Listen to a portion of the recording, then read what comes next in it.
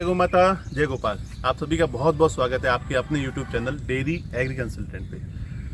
मेरे जैसे YouTube channel वाले काफ़ी सारे भाई लोग बहुत सारे वीडियो बनाते हैं और उससे प्रेरित होकर बहुत सारे युवा देशी गोपालन की ओर जुड़े हैं। तो उसमें से बहुत सारे आवेशित होकर और ऐसे जोश से फ़ोन आते हैं कि जैसे गोपालन में बहुत आसान समझ के लोग काम को शुरू करते हैं। उन सभी के लिए ये मैसेज और वीडियो में लाना चाहता हूँ कि आप सभी इस बात को समझें कि इसको आसान भी नहीं समझे और कठिन भी नहीं समझे, इसको प्रैक्टिकल होके करें। आप सफल होंगे तभी हमारे वीडियो और इतना सारा काम करने के उद्देश्य में सफलता मिलेगी हमको। इतना पूरा भारत घूमने के बाद में सभी जगह जाते हैं, सारी नस्लों के बारे में बताते हैं, तो हम चाहते हैं कि गौमाता के प्रति प्रेम भाव को आप सभी समझ पाए और आप सभी समझे कि किस क्षेत्र में लोग किस तरह से काम कर रहे हैं। मेरा एक विचार होता है, करने वालों से सीखो, जिन्होंने जैसा काम कर दिया उस काम को सीख के और आप काम करो। अभी आप जहाँ पे मैं हूँ प्रकृति के बीच में, बिल्कुल आनंद का जगह है।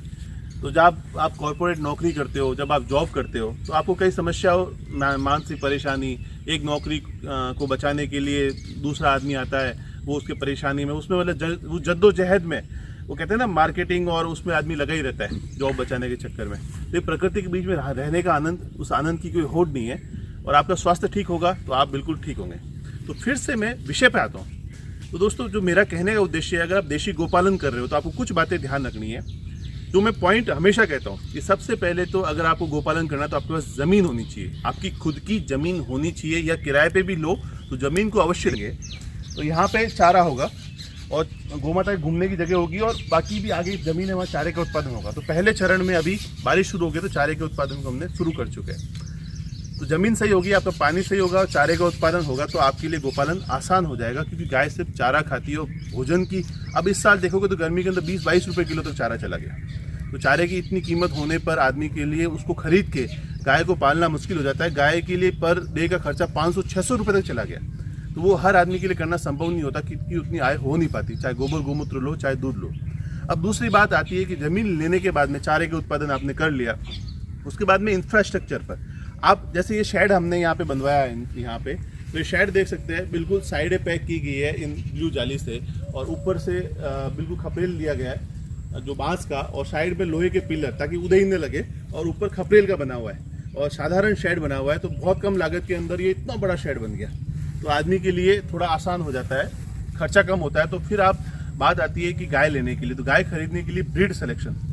अब आपको ब्रीड कौन सी लेनी है उस पर आपको विचार करना है। तो गिर पे भी जा सकते हो, थारपारकर, साहिवाल, राठी, इसके अलावा बहुत सारी स्थानीय नस्लें हैं, जैसे महाराष्ट्र की खिल्लार है, लाल कंधारी है, केरला की बेचूर है। तो इस तरह की बहुत सारी नस्लें, अपनी स्थानीय नस्लों पे भी आप काम कर सकते हो। चाहे वो दूध कम देती तो उसी अनुपात में वो भोजन भी कम करती है, तो आपके लिए वो भी फायदेमंद होगा। आप जिस भी ब्रीड पे आपको काम करते हो, इसके लिए मैं अगला वीडियो आपको 1-2 दिन में प्रस्तुत करूंगा कि कौन सी ब्रीड से क्या फ़ायदा है, क्या नुकसान है, और किस तरह से उस ब्रीड पे काम कर सकते हो। उसके बाद में जब आप बछड़िया अगर लाते हैं या गाय लाते हैं, साथ में एक अच्छे नंदी का चयन करो। नंदी आपकी गौशाला के नाम को वृद्ध करेगा, बढ़ाएगा। तो उसके बाद में अगर आप काम शुरू करते हो तो आपके लिए फ़ायदे का हमेशा चांस बढ़ जाते हैं, क्योंकि क्या होता है, गाय जब चारा खाती है तो चारा आप बाहर से लेके आओगे तो वो महंगा पड़ेगा, तो खर्चा बढ़ जाएगा। अब दूध, अगर कोई गोमाता आई है, किसी कारण वो सफल नहीं हो पाती और दूध नहीं भी दे पाती है, तो आपको उसको पालने में दिक्कत नहीं होगी, क्योंकि आपके चारा खुद का उत्पादित है, और बछड़िया भी 0 कॉस्ट में आपकी बड़ी हो जाएगी। तो मैं चाहता हूँ कि 0 बजट, कम से कम लागत में आपका फार्म चले, बाहर से चीज़ें ना आए, तभी आपके फार्म में सफलता पाने के चांस बढ़ते हैं। उसके अलावा आपके काम करने वाला आदमी, आज के समय में सबसे बड़ी समस्या आती है कि लेबर बड़ी दिक्कत देती है, काम करने वाले से हर आदमी जूझ रहा है। तो उसके लिए आप प्रयास करो कि आप अधिकतर काम को खुद भी जानो, लेबर पर डिपेंडेंट ना हो। एक एग्जाम्पल, मैं गंगानगर में एक वीडियो बनाया था गिर पाक वालों का। वो 2 भाई है, एक तो मार्केटिंग देखता है और एक गौशाला संभालता है, उसके साथ में सिर्फ एक हेल्पर। 200 गायों का दूध निकालना, सारे काम वो सिर्फ 2 लड़के मिलके करते हैं। तो काम से कोई जोड़ नहीं आता है, काम करोगे उतनी ताकत भी बढ़ती है आदमी में, और एक्सरसाइज, आप जिम में जाके पसीना बहाते हो तो वो काम आप गौशाला में भी कर सकते हो। तो उसके लिए आपको लेबर अच्छा होना चाहिए, आप खुद भी काम को जानो तो अच्छी बात है, नहीं तो आपके काम करने वाला आदमी अच्छे होने चाहिए, जो गोमाता की भावना से समझे और गाय को संभाल पाए। और साथ में मुख्य बात, उत्पाद की मार्केटिंग, चीज़ों को बेचना सीखो और बोलना सीखो, बताना लोगों को कि गोबर गोमूत्र में क्या क्षमता है, दूध में क्या क्षमता है। चीज़ें चाहे कितनी अच्छी होगी, पर अगर उनको मार्केट सही नहीं कर पा रहे हो, चीज़ों को सही बेच नहीं पा रहे हो, तो आप सफल नहीं हो पाओगे। अब घी बना के आपने 100 किलो रख दिया, पर आप उसको बेच ही नहीं पा रहे हो। तो दूध की, और वास्तव में जो रेट कहते हो ना आप, जब सरस का बात करते हो तो 56-58 रुपये रेट है, तो 3 फैट का दूध होता है, तो 4.5-5 फैट का दूध अगर आप बेचते हो तो 80-90 रुपये तो वाजिब रेट होती है। तो 100-150 रुपये मार्केट में लोग बेच सकते हैं। आपको लोगों के पास जाना पड़ेगा, चाहने वाले लोग हैं उनको दूध नहीं मिल रहा है तो आप मार्केट कर सकते हो। तो इस तरह से आप सफलता पा सकते हो। सबसे पहली बात, ज़मीन का सही से चयन करो। दूसरी बात, चारे का उत्पादन करो। तीसरी बात, गायों को सही से सिलेक्शन करके लाओ।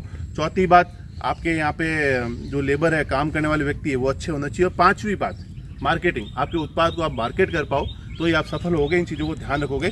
सिर्फ वीडियो और बातों में आके चीज़ों को शुरू ना करो, जोश में आके शुरू मत करो। इन सारे पॉइंट्स को लिख लो। अगर इनमें आप 100% हो तो आपको इस दुनिया में कोई फेल नहीं कर सकता, ये मेरी गारंटी है। आप सभी का बहुत बहुत धन्यवाद। बने रहे। जय गौ माता, जय गोपाल।